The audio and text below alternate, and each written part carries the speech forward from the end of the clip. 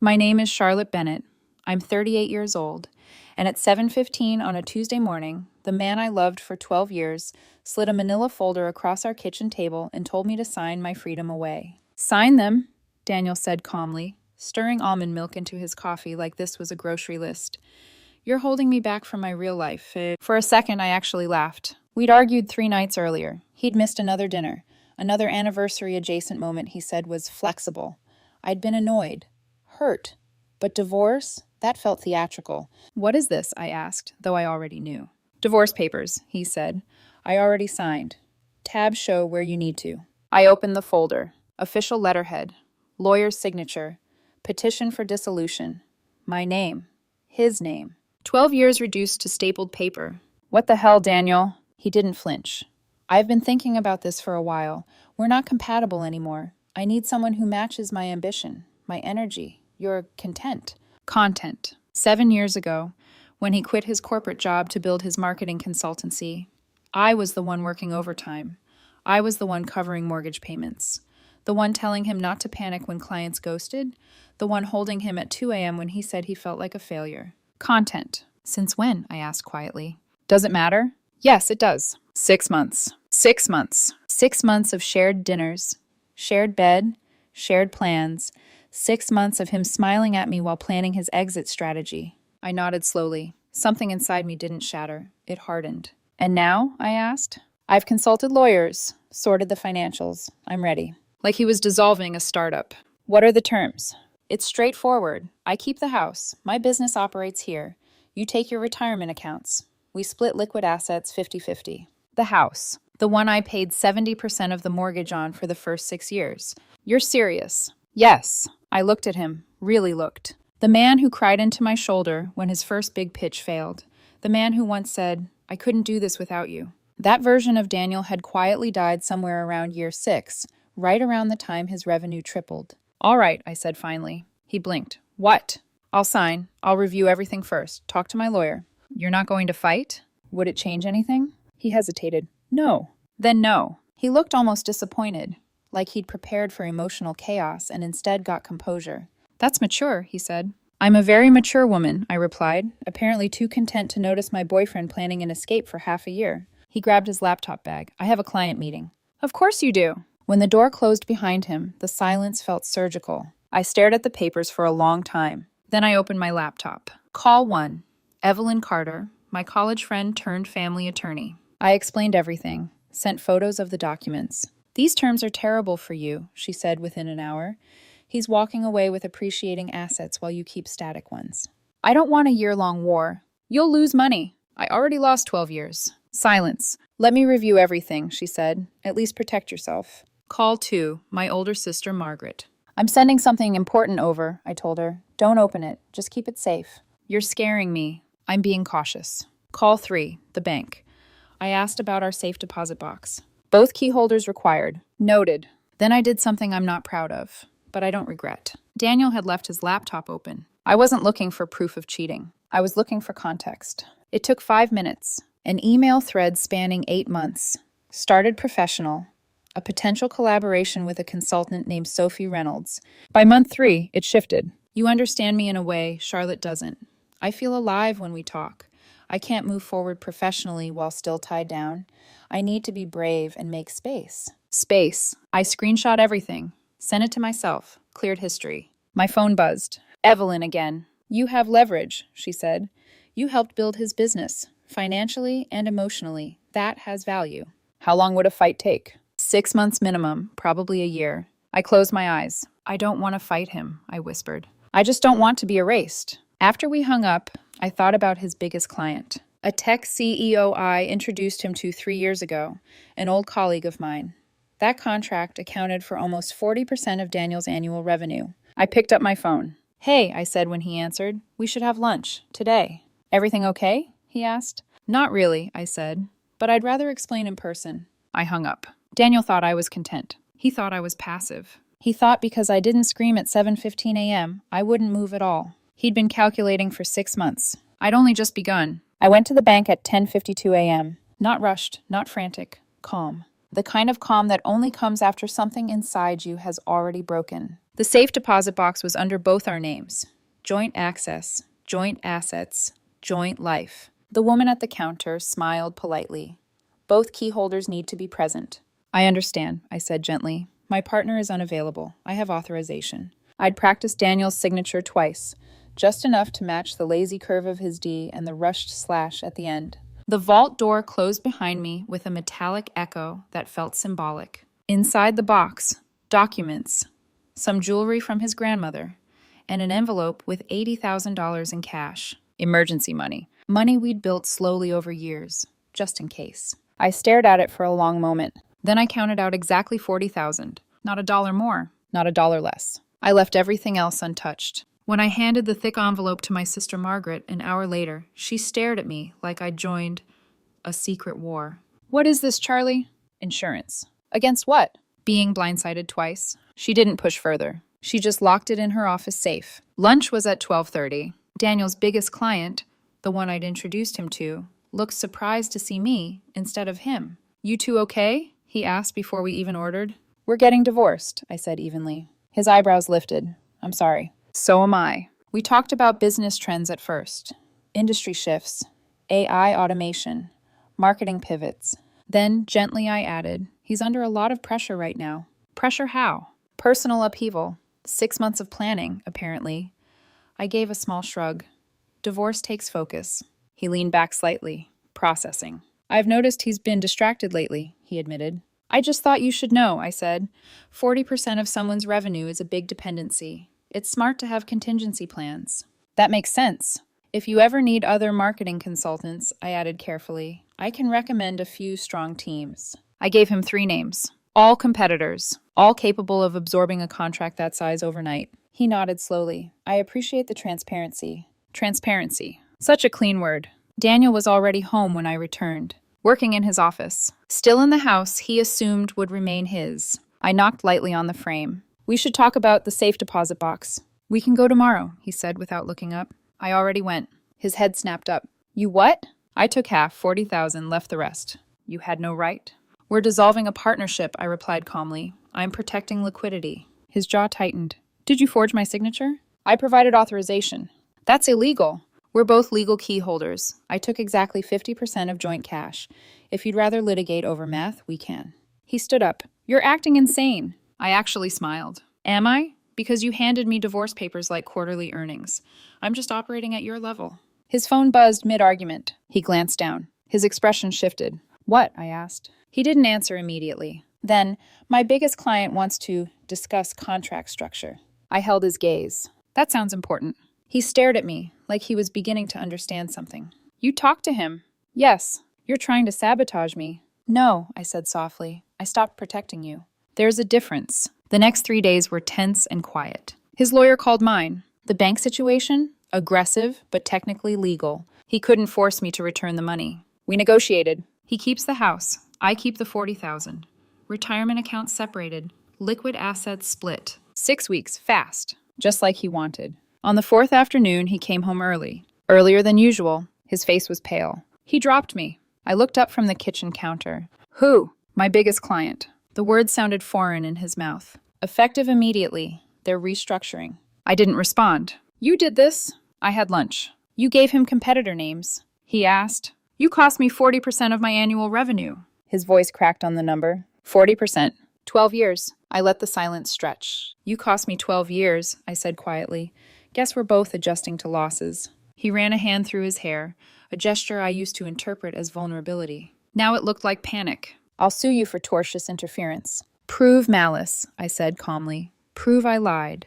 Prove I did anything except inform a friend that you were planning a divorce for 6 months and might be distracted. His breathing sharpened. You're vindictive. I'm pragmatic. He stared at me like he didn't recognize me anymore. Maybe he never had. That night he packed a bag.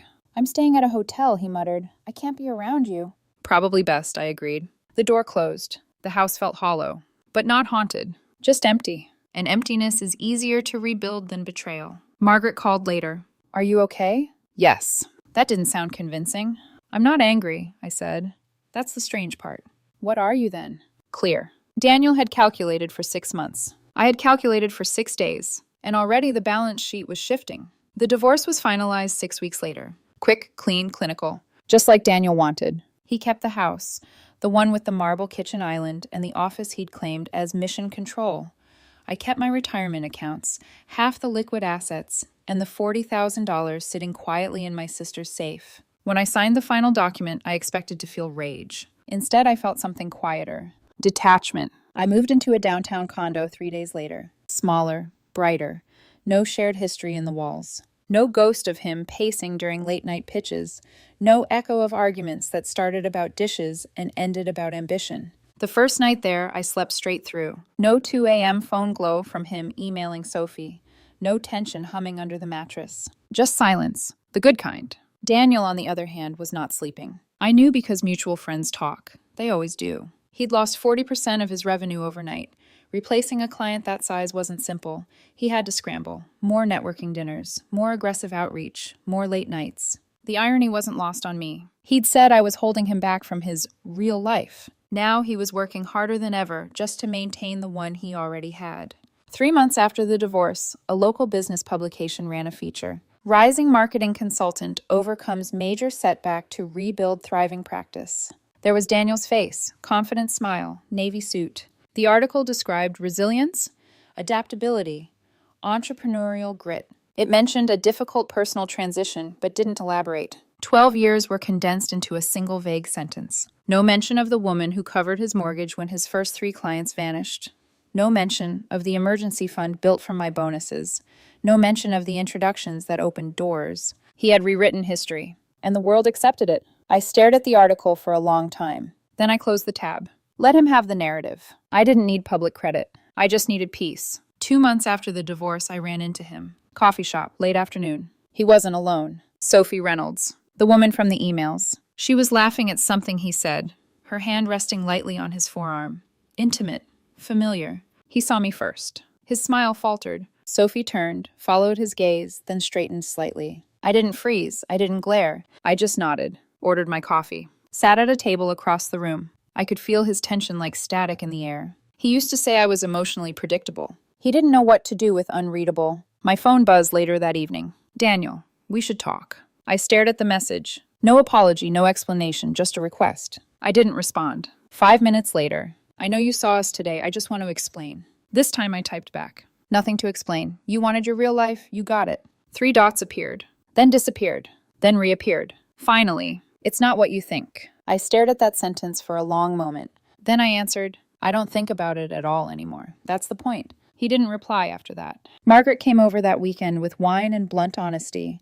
Do you regret anything? She asked. No. Not even the client thing? I swirled my glass slowly. I didn't lie. I didn't threaten. I didn't fabricate. But you knew what might happen. Yes.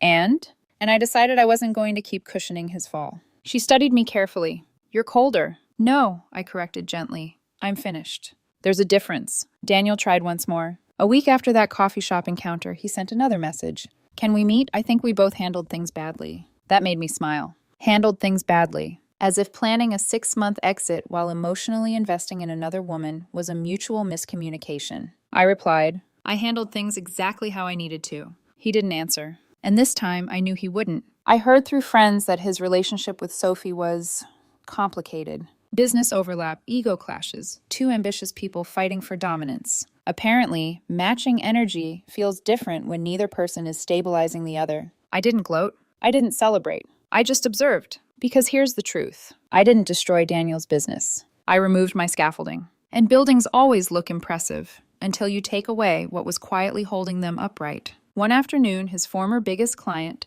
the one who dropped him, texted me, Hey, just wanted to say the new team is working out well. Also, sorry about everything. I replied, No hard feelings. I appreciate your honesty. He added, You handled it with more grace than most people would have. I stared at that line for a long moment. Grace. That's what they call it when you don't scream. When you don't expose every betrayal publicly. When you simply step aside and let consequences do their job. 6 months after the divorce, Daniel's business had stabilized, but barely. He replaced the lost revenue, but it cost him. Longer hours, smaller margins, less leverage. Real life, it turns out, is expensive, especially when you burn the bridge that subsidized it. One evening, as I walked back to my condo from dinner with friends, My phone buzzed again. Unknown number. I made a mistake. I didn't need it saved in my contacts to recognize him. I didn't respond. Because some realizations arrive too late to matter. And some apologies are really just nostalgia disguised as regret. I locked my phone, kept walking. The city lights reflected off the windows of my building.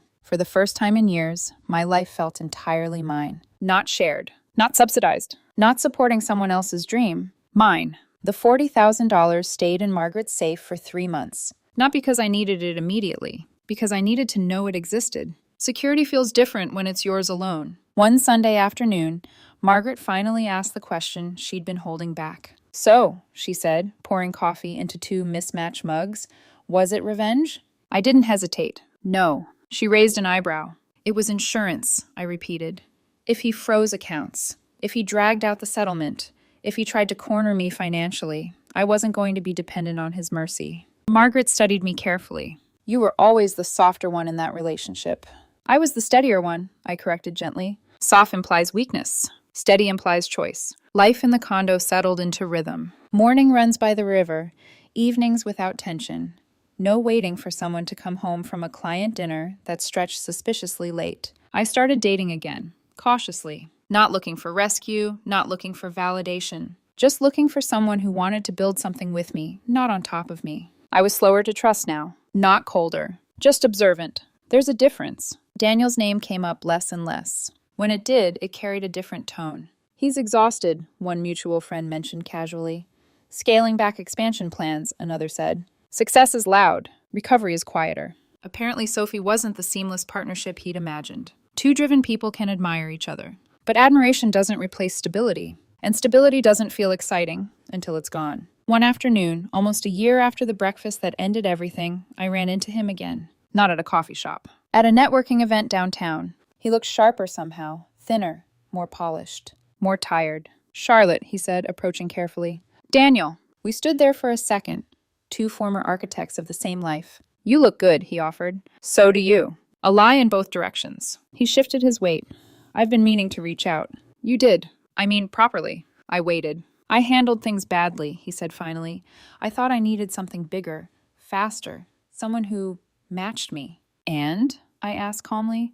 And I didn't realize how much you were stabilizing everything. There it was. Not love. Not remorse. Recognition. I wasn't stabilizing, I said quietly. I was participating. He nodded slowly. I thought you were holding me back. And now? He exhaled. I think I was afraid of standing on my own. That almost softened me. Almost. But self-awareness after destruction is still destruction. I hope you find what you're looking for, I said. He searched my face for something.